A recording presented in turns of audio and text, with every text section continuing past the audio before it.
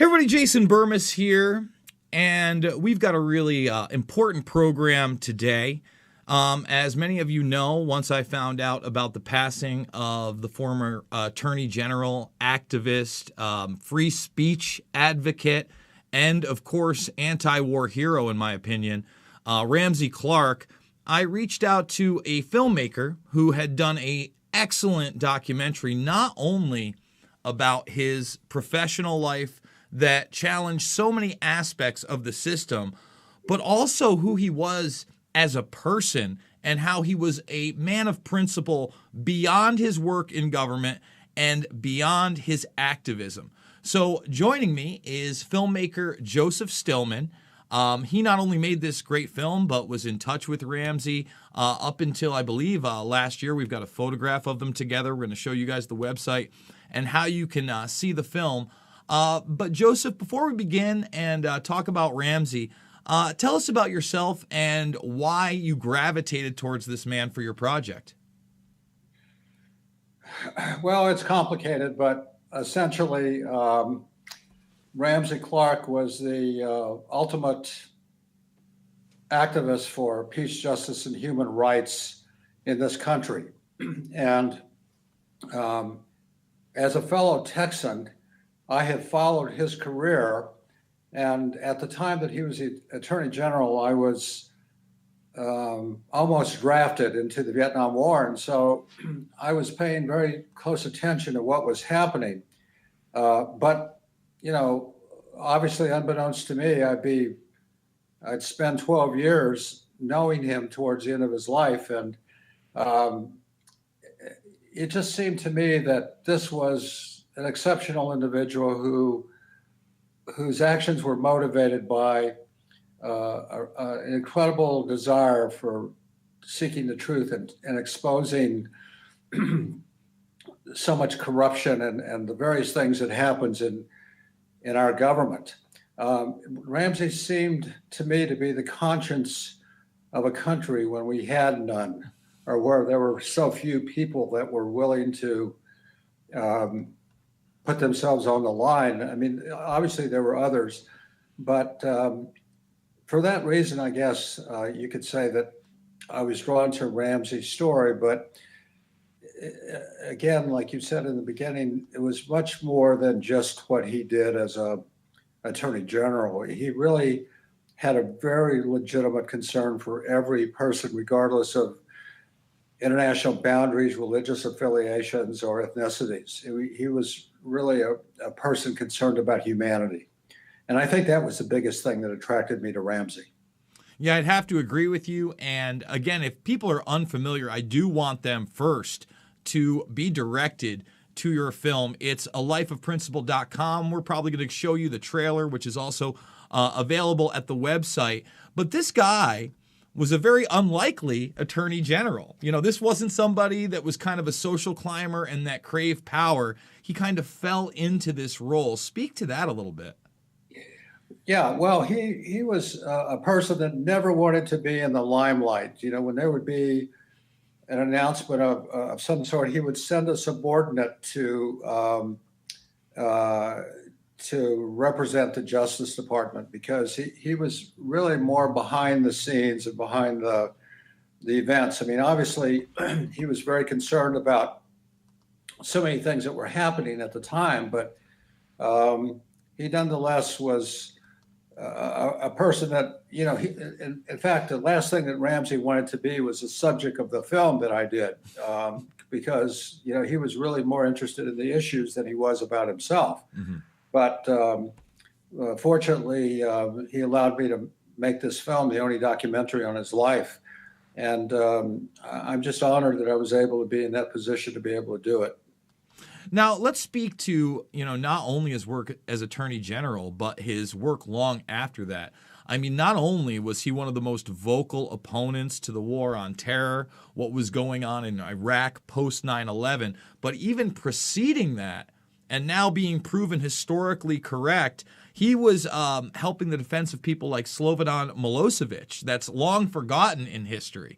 So, talk about how he wasn't afraid to go against the grain. You talked about some of this international stuff, and really that was a big part of his life post being in government. Sure, absolutely. Well, what was one of the first things that he did when he got out of his attorney generalship is he went to North Vietnam at the height of the war, and was one of the first people to be there. As a matter of fact, he spoke to the Vietnamese people and he said, the policies of our government are not necessarily the will of the American people. You can imagine how that went over at the time. Nixon was the president. Nixon tried to prosecute, Ramsey for acts of treason. Of course, Ramsey said, if you want to be my guest. Nobody knew the law better than Ramsey. Nothing ever happened, of course.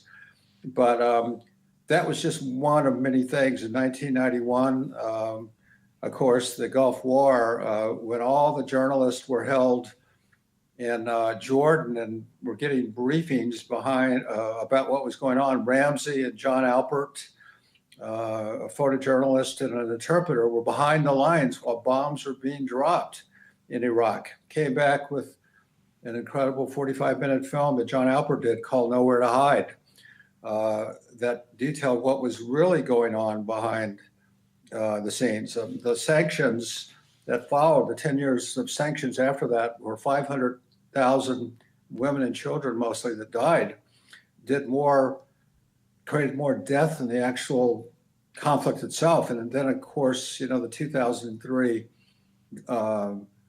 Iraq invasion under false pretenses, weapons of mass destruction, et cetera. Everybody knows the history, and the Serbia thing. I mean, Ramsey was in 27 different U.S. conflicts, so in over 120 countries in the course of his career.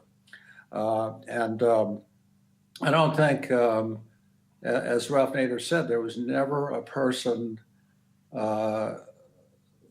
in the history of this country that was ever in so many conflicts as Ramsey was, and really was in so many conflict zones and put his life in danger so much that I'm just, we as a country are fortunate to have a person like that being in those places to tell what was really happening at the time.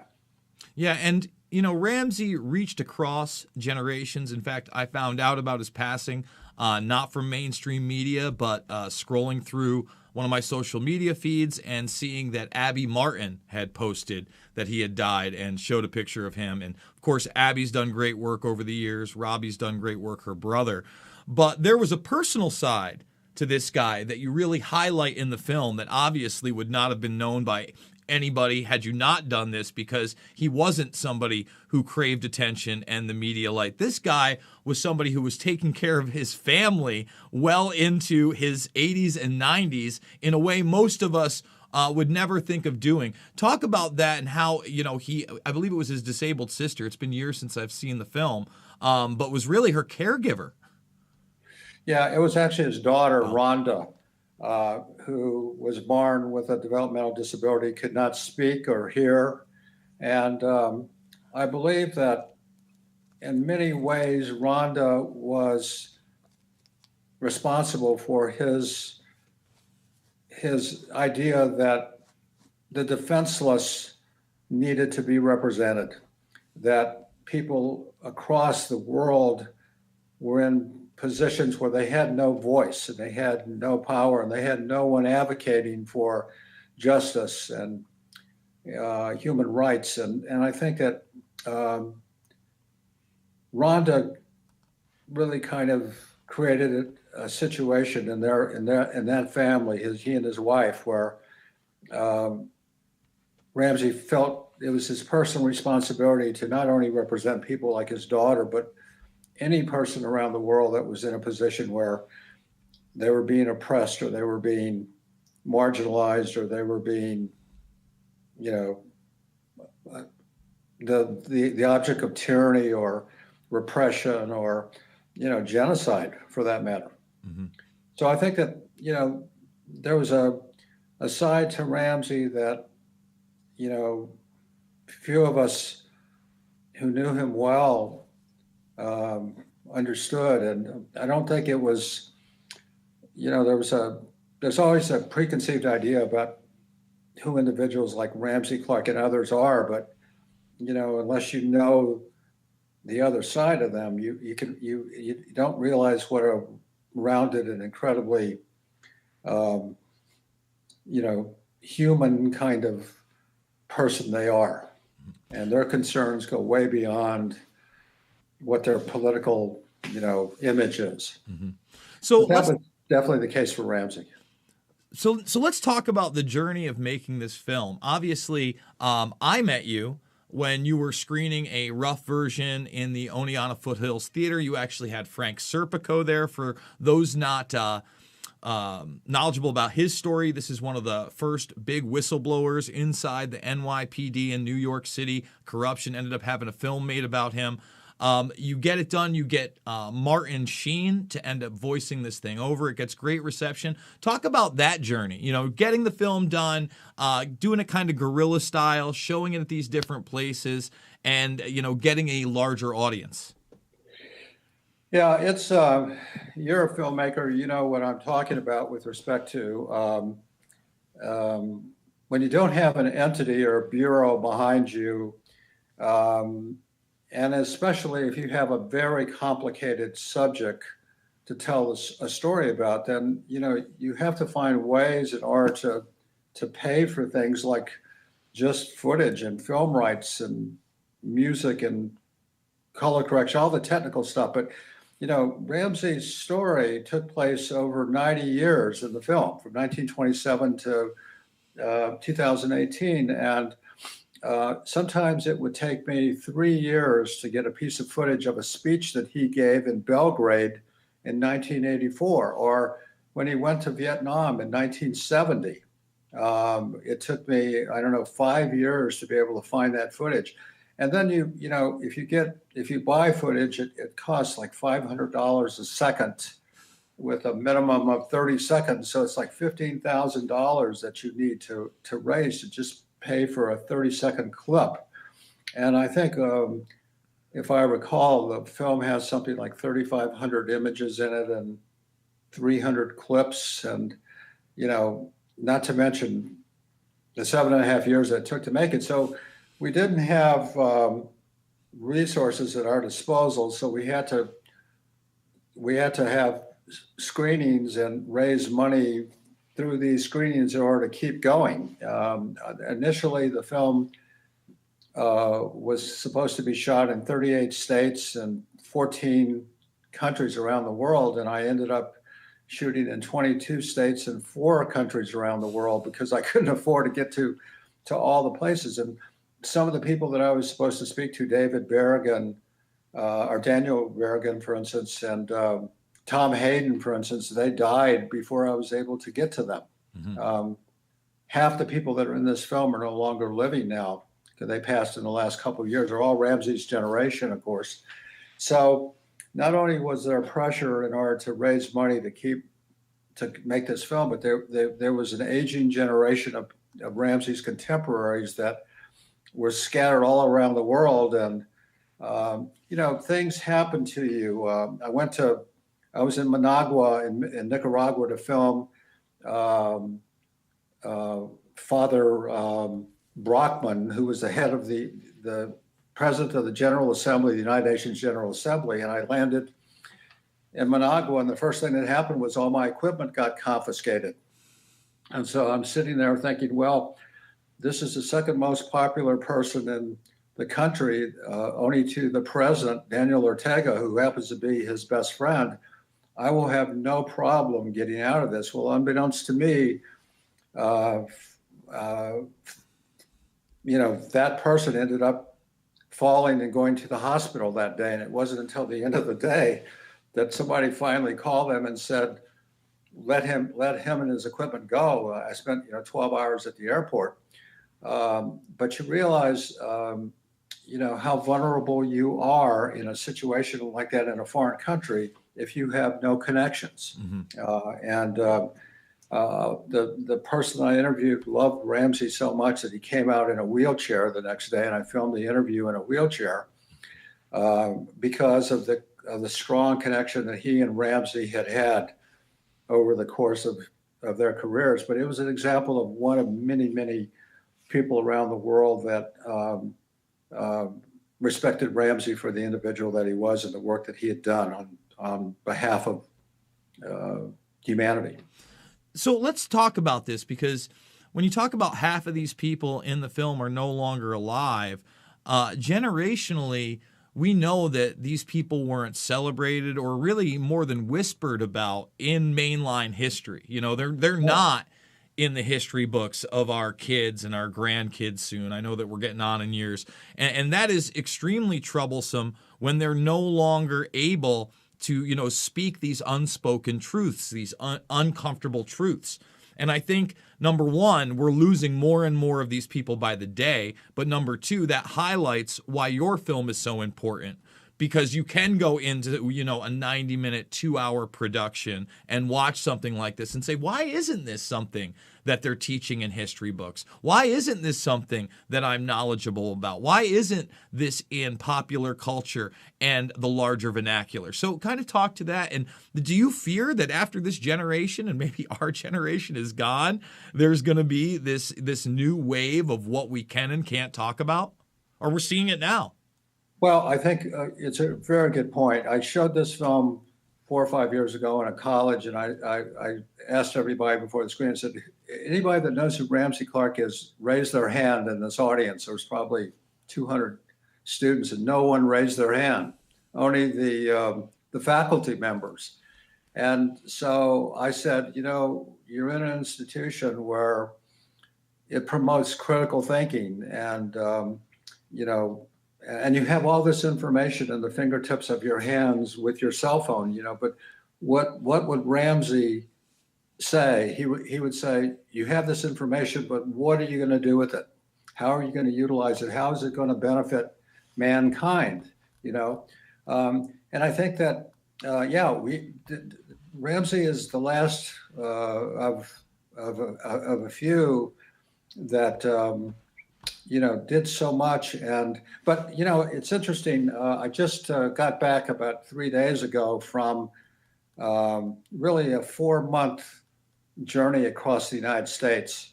And we talked to people for a new documentary that we're doing called Something in the Water. And it took place, this new documentary is about the pre-election, the contentious transition, and the aftermath. And there are some really incredibly interesting young people out there that are carrying on this work in a different kind of way than we would think. But, you know, Ramsey's message really was the engagement of individuals in our plutocracy. You know, he didn't believe we had a democracy. He believes we have a plutocracy.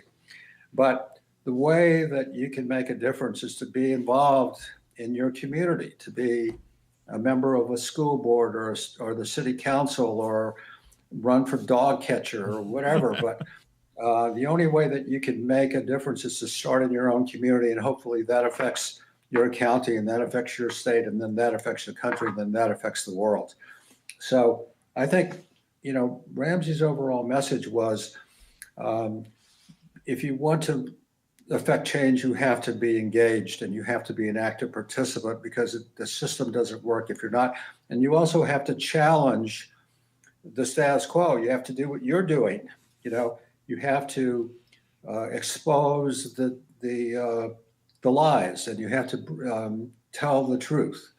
And I think that is really kind of the legacy that I hope Ramsey's life has left. It's certainly, from all the contacts that I've been having over the last couple of days from around the world, you know, it's difficult to really kind of assess the actual impact that he's had. But I think I fear that we are such what's happening now kind of country that, this will just be lost in the shuffle, and tomorrow's news will be, what people will dwell on. And hopefully that's not as far as it will go, but I suspect that it might be headed that way. No, I have to agree with you. And I actually was at the Capitol and covered it and have a bunch of footage. So maybe sometime after we could discuss that a little bit and what my take on all this is, because I'm certainly not right or left or a MAGA guy or, a hardline Democrat or any of those things. And I think that nuance gets lost and has been lost for many, many years, right? You could go back to that original Gulf War that you were talking about and the way it was portrayed in that first televised CNN, pro-war propaganda manner. And it was never questioned by my generation all the way up and through 9/11. And it wasn't until more and more of these lies regarding weapons of mass destruction, et cetera, that were exposed that people even started to question it. And that's, again, a generational thing and why people like yourself are so important. Joseph, tell people how they can support you, where they can see the film. Obviously, alifeofprinciple.com has a link, but is it available on Amazon, Netflix, any of these other places? Well, the film is available on Amazon Prime, on iTunes, on numerous platforms. You can also go to the website and order a DVD or Blu-ray from it at lifeofprinciple.com, as you have there below. But the most important thing is to understand that if we as a country expect to be able to remain true to its core intent, and we need generations of Ramsey Clarks. And there's a lot of young people that are out there that are incredible. I think your generation, I'm the generation before you, I'm the generation after Ramsey. But and my son is about your age, so we get blamed a lot for the ones that grew up in the 60s, the baby boomers. We get blamed a lot for creating this world that we have today. And I think there's some truth to that, certainly. But I think that we have to be able to get people to become actively involved. And I don't know where it starts, but we spoke to 180 people in 4 months in 30 something states. And I have to say that I am encouraged because despite the fact that we have such a divergence of ideas and philosophies and everything, I think that basically what it really boils down to is the fact that I think we have as a people more things in common than we do the things that divide us. The problem is trying to be able to get people to speak to each other and to break down those barriers. And I think that, Ramsey was never a person that thought about the repercussions of telling the truth or speaking out against the status quo. And I think that that's what we have to do. But it's a kind of thing where I don't think it can be taught. I think it has to be, you have to feel it. And, I'm optimistic about the future, although I think we're going to have a really hard row ahead, especially now with so much information coming at people from so many different directions. It's hard for people that don't have a lot of time to think about it to sort out that misinformation stream that's out there. But you know this better than I do. Well, you talked about the plutocracy, for instance. For those not aware of that terminology, I'm in agreement with it. I think there is a predator class at the top that wants to absorb more power and make more profit. And that is the system we seem to see more and more again and again. When Michael Moore put that definition in his film, Capitalism, a Love Story, I honestly thought that was probably one of the most powerful parts. So, Joseph, on the flip of this, we're going to play the trailer after you leave. I want to thank you, and I want to talk to you more about the project. Whenever you have a screening or anything coming up on that or any kind of news and you'd like to join me on the program, feel free to reach out. I miss Oneonta, New York. I know you're still out there, but I'm very happy here in Iowa. Is there anything you want to send us off with? Well, just to keep up the good work, Jason, it's really important to do what you're doing. And, you know, if it wouldn't be for people like yourself, I don't know how optimistic I would be. But, you know, uh, keep going, man. That's all I can say. All right. Thank you so much, Joseph. We really appreciate your time. We'll see you soon, okay? Okay. All right. Thank you. Guys, that's Joseph Stillman, alifeofprinciple.com. That's where you can find the documentary film. And we are going to play the trailer right now for this film. And I really do encourage, support this guy. Me and Joseph may not agree on everything, but at the same time, I think that this is a great movie. I think he goes in the right direction, and especially by highlighting Ramsey Clark. We have a war party in this country, and we've had it all along. You can call it Democrat for a while, you can call it Republican for a while, but it has been the special economic interests in this society that have governed us from the time that we founded our governments on this continent. He has been slandered, he has been offended, but he persists. He has the stamina of almost nobody I've ever seen, and he exercises it worldwide in some of the most dangerous areas of the world. And the people have never controlled those governments. We call ourselves the world's greatest democracy. We are absolutely a plutocracy. It's the most obvious thing in the world. Wealth governs this country, and wealth uses military violence to control the rest of the world as best it can. And we're responsible, and we will pay the price for it.